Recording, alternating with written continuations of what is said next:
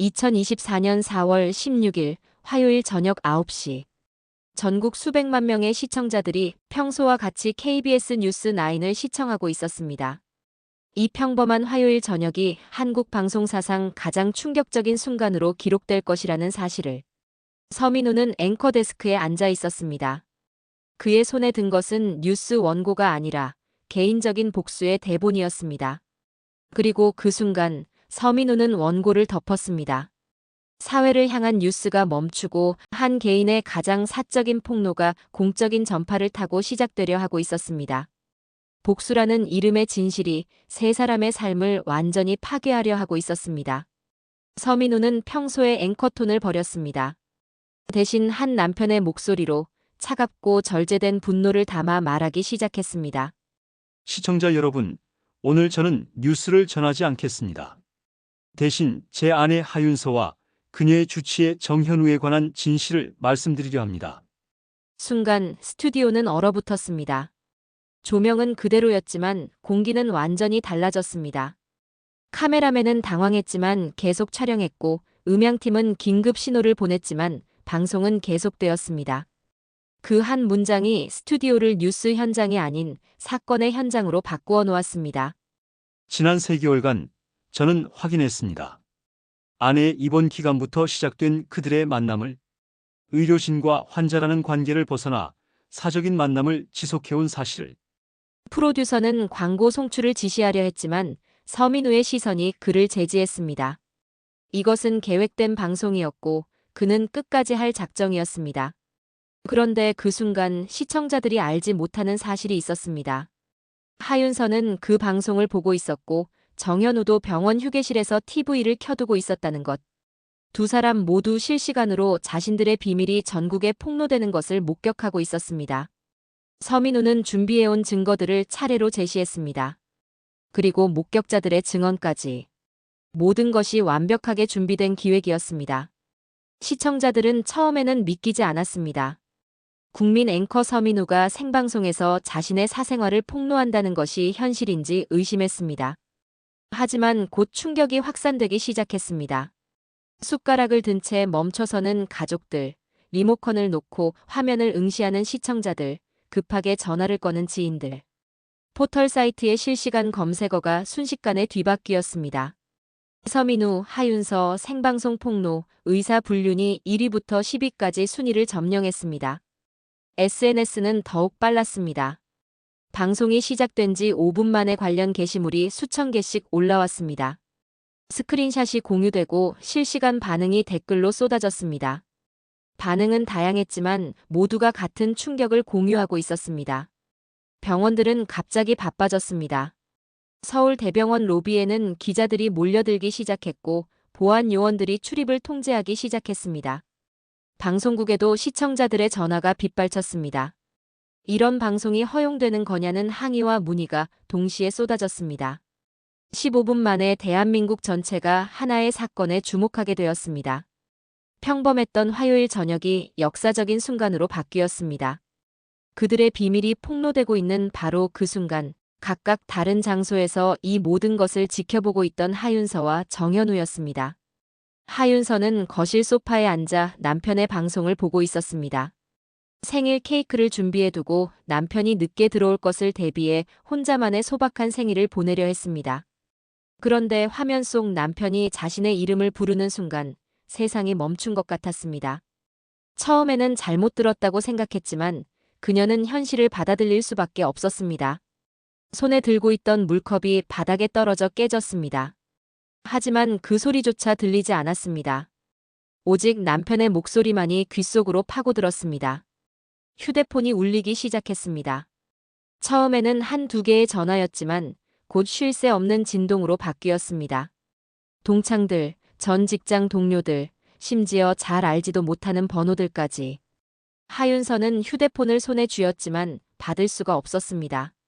카카오톡 메시지는 수백 개를 넘어가고 있었습니다. 어떻게 이럴 수가. 그녀는 창문으로 다가갔습니다. 아파트 단지 아래로 벌써 몇 대의 취재 차량이 보였습니다. 기자들이 카메라를 들고 서 있었고 그들의 시선이 자신의 집을 향하고 있는 것 같았습니다. TV에서는 계속해서 남편의 고발이 이어지고 있었습니다. 그의 목소리는 차갑고 정확했습니다. 마치 뉴스를 읽듯이 아내의 불륜을 전국에 고발하고 있었습니다. 그 순간 하윤서는 깨달았습니다. 자신이 더 이상 개인이 아니라는 것을. 이제부터는 배신한 아내, 의사와 바람피운 여자라는 꼬리표가 평생 따라다닐 것이라는 사실을. 그녀는 소파에 주저앉았습니다. 생일날 받은 선물은 사회적 매장이었습니다. 나는 이제 어디로 가야 합니까? 정현우는 병원 휴게실에서 늦은 수술을 마치고 잠시 쉬고 있었습니다. 벽걸이 TV에서 뉴스가 나오고 있었지만 평소처럼 배경음악처럼 들리고 있었습니다. 그런데 익숙한 이름이 들려왔습니다. 자신의 이름이었습니다. 처음에는 의료 관련 뉴스인가 싶었지만 화면에는 자신과 하윤서가 함께 찍힌 사진들이 나오고 있었습니다. 정현우는 리모컨을 집어들고 볼륨을 높였습니다. 서민우의 목소리가 선명하게 들려왔습니다. 환자와 의사라는 관계를 벗어나 사적인 만남을 지속해왔습니다. 이는 명백한 의료윤리 위반이며 환자에 대한 신뢰를 배신한 행위입니다. 그 순간 정현우는 자신의 의료진 생활이 끝났다는 것을 알았습니다. 신뢰와 경력이 한순간에 무너져 내리는 것을 느꼈습니다. 휴게실 문이 벌컥 열렸고 간호사 몇 명이 다급하게 들어왔습니다. 선생님, 큰일 났어요. 로비에 기자들이 몰려들고 있어요. 정현우는 창문으로 다가갔습니다. 병원 입구에는 벌써 수십 명의 기자들과 카메라들이 몰려 있었습니다. 병원 행정팀에서 긴급 연락이 왔습니다. 즉시 대기 발령 조치, 모든 진료 업무 중단, 그리고 긴급 징계위원회 소집. 정현우는 의사 가운을 벗는 순간 그는 더 이상 의사가 아니라 한 명의 죄인이 된 기분이었습니다. 복도로 나서자마자 플래시가 터졌습니다. 기자들이 어디서 들어왔는지 병원 안까지 카메라들이 들이닥쳤습니다. 정현우 선생님, 환자와의 부적절한 관계에 대해 어떻게 생각하십니까? 의료윤리를 위반했다는 지적에 대해 한 말씀 해주십시오. 하윤서 씨와의 관계는 언제부터 시작된 건가요? 질문들이 폭우처럼 쏟아졌습니다. 정현우는 아무 말도 할 수 없었습니다. 어떤 말도 변명으로 들릴 것 같았기 때문입니다. 서민우는 계속해서 자신의 뉴스를 진행했습니다. 하지만 이것은 뉴스가 아니라 복수였습니다. 다른 사람들의 비밀을 파헤쳐온 그가 이제는 가장 가까운 사람들의 비밀을 세상에 내던지고 있었습니다. 저는 언론인으로서 그리고 한 시민으로서 이 문제를 은폐할 수 없다고 판단했습니다. 의료진의 윤리의식, 환자에 대한 신뢰, 그리고 사회의 도덕성에 관한 문제이기 때문입니다. 그는 교묘하게 개인적인 복수를 사회적 정의로 포장했습니다. 남편으로서의 분노를 언론인으로서의 의무로 둔갑시켰습니다. 하지만 그의 목소리에는 균열이 보이기 시작했습니다.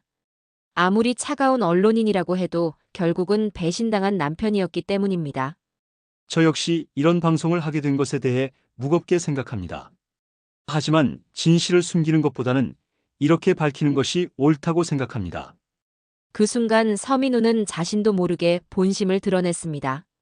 그 복수가 얼마나 잔인한 것인지도. 스튜디오 밖에서는 난리가 났습니다. 방송국 임원들이 긴급회의를 소집했고 법무팀은 이 방송의 법적 문제점들을 검토하기 시작했고 광고주들에게서는 항해 전화가 빗발쳤습니다. 하지만 서민우는 멈추지 않았습니다. 이미 돌아올 수 없는 선을 넘어서 버린 상태였습니다. 자신의 명성도 방송국의 신뢰도 모든 것을 걸고 이 복수를 완성하려 했습니다. 시청자 여러분께서는 어떻게 생각하십니까? 이런 상황을, 이런 관계를, 그리고 이런 배신을. 그의 마지막 질문에는 언론인으로서의 객관성이 아니라 한 남자의 절망이 담겨 있었습니다. 서민우의 생방송이 끝나자마자 대한민국 인터넷은 완전히 마비되었습니다. 모든 포털 사이트가 접속 장애를 일으켰고 SNS에는 관련 게시물이 초당 수백 개씩 올라왔습니다. 의견은 극명하게 갈렸습니다. 하윤서와 정현우의 불륜을 비난하는 쪽과 서민우의 공개적 복수를 비판하는 쪽으로 나뉘었습니다. 병원에는 항의 전화가 빗발쳤습니다. 반대로 서민우에 대한 비판도 거셌습니다. 앵커로서 자격이 있냐는 지적들이 이어졌습니다. 하윤서에 대한 반응은 가장 가혹했습니다. 개인 SNS 계정이 폭로되고 과거 사진들이 무분별하게 공유되었습니다. 악플과 저주의 댓글들이 쏟아졌습니다.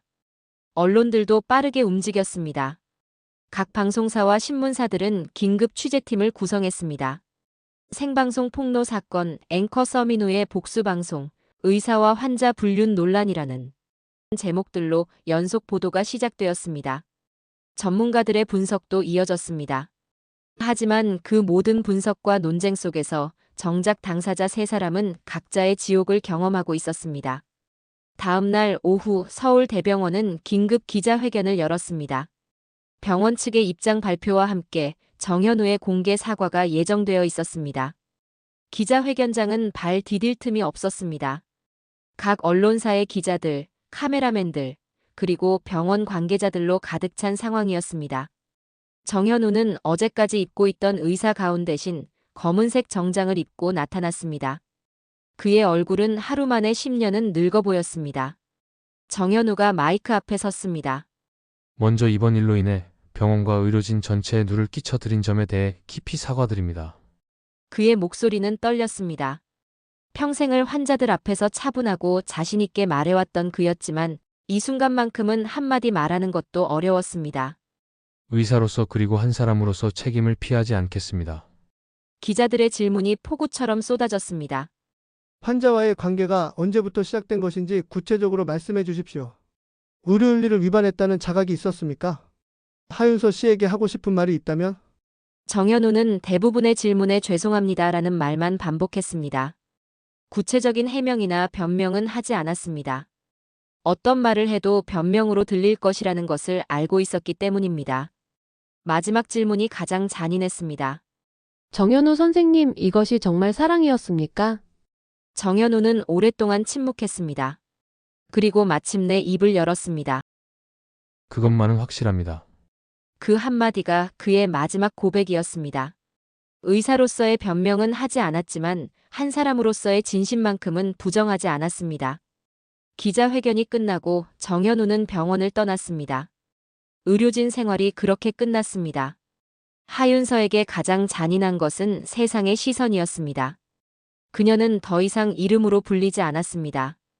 불륜녀, 배신한 아내, 의사를 유혹한 환자라는 꼬리표가 따라붙었습니다. 전 직장인 항공사에서 연락이 왔습니다. 회사 이미지에 미칠 영향을 우려한다는 내용이었습니다. 비록 현재 휴직 중이지만 복직은 어려울 것 같다는 통보였습니다. 동창회 단체 채팅방에서는 그녀에 대한 이야기로 가득했습니다. 윤서가 정말 그런 일을? 부터 시작해서 원래 남자 관계가 복잡했어라는 근거 없는 소문까지 퍼져나갔습니다. 아파트 관리사무소에서도 연락이 왔습니다. 다른 입주민들의 항의가 빗발치고 있다는 내용이었습니다. 기자들이 몰려와 주거 환경이 불편해졌다는 불만들이었습니다. 가장 견디기 어려운 것은 온라인에서의 반응이었습니다. 그녀의 개인 SNS 계정이 해킹되고 과거 사진들이 무분별하게 공유되었습니다. 댓글들은 상상을 초월할 정도로 악랄했습니다. 하윤서는 집 밖으로 나갈 수 없었습니다. 아파트 입구에는 항상 몇 대의 취재 차량이 대기하고 있었고 기자들이 그녀를 기다리고 있었습니다. 마트에서 장을 보거나 병원에 가거나 심지어 산책을 하는 것조차 불가능해졌습니다. 어디를 가든 사람들의 시선과 수군거림이 따라왔습니다. 그녀는 커튼을 모두 내리고 집 안에서만 시간을 보냈습니다. TV는 켤 수 없었습니다. 어느 채널을 돌려도 자신에 대한 뉴스가 나왔기 때문입니다. 휴대폰도 꺼두었습니다. 하루에 수백 통의 전화와 수천 개의 메시지가 왔지만 그중 위로나 응원의 말은 거의 없었습니다. 대부분 비난과 저주, 그리고 호기심 어린 질문들 뿐이었습니다. 가장 견디기 어려웠던 것은 친정 어머니의 전화였습니다. 전화를 받자마자 어머니는 울음을 터뜨렸습니다. 윤서야, 이게 다 사실이니? 어머니가 뉴스에서 내 이야기를 봐야 한다는 게 말이 되니? 하윤서는 아무 말도 할 수 없었습니다. 어떤 해명도 변명으로 들릴 것 같았고 어떤 사과도 충분하지 않을 것 같았습니다. 어머니, 저는 이제 어떻게 살아야 할지 모르겠어요. 그녀의 세상은 완전히 무너져 버렸습니다. 사회적 관계, 직업, 가족, 심지어 개인의 존엄성까지 모든 것을 잃었습니다. 서민우는 복수를 완성했습니다. 아내의 불륜을 전국에 폭로했고 상대방 의사의 경력을 완전히 파괴했습니다. 그가 원했던 것은 모두 이루어졌습니다. 하지만 승리의 기쁨은 없었습니다. 대신 예상하지 못했던 공허함이 찾아왔습니다. 방송 이후 서민우에 대한 사회적 평가도 양분되었습니다. 일부에서는 배신당한 남편의 정당한 분노 표출이라고 옹호했지만 더 많은 사람들이 사적인 복수를 공적인 무대에서 한 것이라고 비판했습니다. 방송국 내부에서도 분위기가 미묘해졌습니다. 함께 일해온 동료들이 그를 바라보는 시선이 달라졌습니다. 동정과 비판이 섞인 복잡한 시선들이었습니다. 동료들의 속삭임이 그의 귓가에 들렸습니다. 더 큰 문제는 시청자들의 신뢰였습니다. 서민우는 객관적이고 신뢰할 수 있는 앵커로 인정받아왔습니다. 하지만 이번 사건으로 그 이미지에 큰 타격을 입었고 시청자들의 비판이 쏟아졌습니다. 집으로 돌아온 서민우는 텅 빈 집을 마주해야 했습니다. 아내는 이미 집을 떠났고 그들이 함께 만들어온 모든 흔적들이 남아 있었습니다. 거실의 결혼 사진, 침실의 부부 침대, 주방의 두 사람분 식기들. 모든 것이 그대로 있었지만 이제는 모두 의미를 잃어버렸습니다. 서민우는 거실 소파에 앉아 텅 빈 집 안을 둘러보았습니다. 그가 원했던 것은 아내의 반성과 사과 그리고 관계의 회복이었을지도 모릅니다. 하지만 그가 선택한 방법은 모든 것을 파괴하는 것이었습니다. 복수는 완성되었지만 행복은 돌아오지 않았습니다. 대신 더 깊은 외로움이 찾아왔습니다. 이게 정말 내가 원했던 것이었을까? 그 순간 서민우는 깨달았습니다. 복수라는 것이 상대방만 파괴하는 것이 아니라 자신도 함께 파괴한다는 사실을. 그리고 한번 무너뜨린 것들은 다시 되돌릴 수 없다는 사실을. 하지만 이미 모든 것이 너무 늦어버렸습니다. 6개월이 흘렀습니다. 사건의 충격이 조금씩 가라앉고 세상은 새로운 이슈들로 관심이 옮겨갔습니다. 하지만 당사자들의 삶은 완전히 바뀌어 있었습니다. 정현우는 서울을 떠났습니다. 지방의 작은 병원에서 일반의로 새 출발을 하고 있었습니다. 전문의 자격은 유지했지만 큰 병원에서는 더 이상 받아주지 않았습니다. 작은 시골 마을의 보건소에서 주민들을 돌보며 조용한 생활을 하고 있었습니다. 화려했던 과거는 없었지만 최소한의 평안은 찾아가고 있었습니다. 그는 하윤서와 연락하지 않았습니다. 연락할 수도 없었고 연락해서도 안 된다는 것을 알고 있었습니다. 하지만 뉴스를 통해 전해지는 그녀의 근황을 들을 때마다 가슴이 아팠습니다. 하윤서는 여전히 집안에 숨어 살고 있었습니다. 외출은 최소한으로 줄였고 사람들과의 만남은 완전히 차단했습니다. 항공사에서는 정식으로 해고 통보를 받았습니다. 회사 이미지에 미치는 영향을 이유로 했습니다. 다른 직장을 구하는 것도 어려웠습니다. 인터넷 검색만 해봐도 그녀에 대한 기사들이 쏟아져 나왔기 때문입니다. 가족들과의 관계도 소원해졌습니다. 친정 부모님은 여전히 연락을 하시지만 예전 같은 따뜻함은 없었습니다. 오히려 조심스러워하고 걱정하는 말들만 늘어났습니다. 하윤서는 작은 원룸으로 이사를 했습니다. 결혼 생활의 흔적들을 모두 정리하고 최소한의 생활용품만 가지고 새로 시작하려 했습니다. 서민우는 여전히 뉴스 앵커를 하고 있었습니다. 하지만 예전의 영향력은 많이 줄어들었습니다. 시청자들의 신뢰도가 떨어졌고 중요한 뉴스는 다른 앵커들에게 맡겨지는 경우가 많아졌습니다. 방송국 내에서의 입지도 미묘해졌습니다. 선배들은 그를 동정했지만 후배들은 그를 경계했습니다. 개인적인 문제를 방송에 섞는 사람이라는 인식이 생겼기 때문입니다. 서민우는 혼자 사는 것에 적응해야 했습니다. 결혼 생활을 정리하고 혼자만의 일상을 만들어가야 했습니다. 가끔 후회의 순간들이 찾아왔습니다. 다른 방법은 없었을까? 좀 더 조용하게 해결할 수는 없었을까? 하지만 이미 돌이킬 수 없는 일이었습니다. 세 사람 모두 과거와는 다른 사람이 되어야 했습니다. 사건 이전의 삶으로는 절대 돌아갈 수 없었습니다. 각자 새로운 정체성을 찾아가야 했고 새로운 방식으로 살아가야 했습니다. 하지만 그 과정에서 가장 큰 상처를 입은 것은 하윤서였습니다. 사회적으로 가장 큰 비난을 받았고 가장 많은 것을 잃었습니다. 어느 가을밤 하윤서는 처음으로 긴 산책을 나섰습니다. 6개월 만에 제대로 된 외출이었습니다. 사람들의 시선이 두려웠지만 더 이상 집 안에만 숨어 있을 수는 없었습니다. 언젠가는 다시 세상과 마주해야 한다는 것을 알고 있었습니다. 밤늦은 시간에 거리는 조용했습니다. 낮에는 사람들로 북적거리던 길도 이 시간에는 평화로웠습니다. 가로등 불빛이 그녀의 길을 비춰주었습니다. 걸으면서 그녀는 생각했습니다. 지난 1년간의 일들을. 병원에서 시작된 작은 감정이 어떻게 이런 큰 파괴로 이어졌는지를. 사랑이었을까요? 아니면 외로움이었을까요? 그것이 무엇이었든 너무 큰 대가를 치렀습니다. 자신뿐만 아니라 정현우도 심지어 서민우도 모두 상처를 입었습니다. 하지만 후회만 하며 살 수는 없었습니다. 실수는 했지만 그 실수로 인해 평생 숨어서 살 수는 없었습니다. 천천히, 아주 천천히지만 다시 시작해야 했습니다. 새로운 이름으로, 새로운 정체성으로 새로운 삶을 만들어가야 했습니다. 멀리서 정현우는 어떻게 살고 있을까 생각해봤습니다. 그도 자신처럼 힘들어하고 있을까요? 후회하고 있을까요? 아니면 새로운 평안을 찾았을까요? 서민우는 어떨까요? 원했던 복수를 이룬 후에도 행복해졌을까요? 아니면 자신처럼 공허함을 느끼고 있을까요? 하윤서는 한강변에 도착했습니다. 몇 달 전 정현우와 함께 걸었던 그 길이었습니다. 하지만 이제는 혼자였습니다. 강물은 여전히 흐르고 있었습니다. 세상의 모든 일들과 상관없이 자신의 길을 묵묵히 흘러가고 있었습니다. 그녀도 강물처럼 흘러가야 했습니다. 과거에 머물러 있지 말고 미래를 향해 흘러가야 했습니다. 쉽지 않을 것입니다.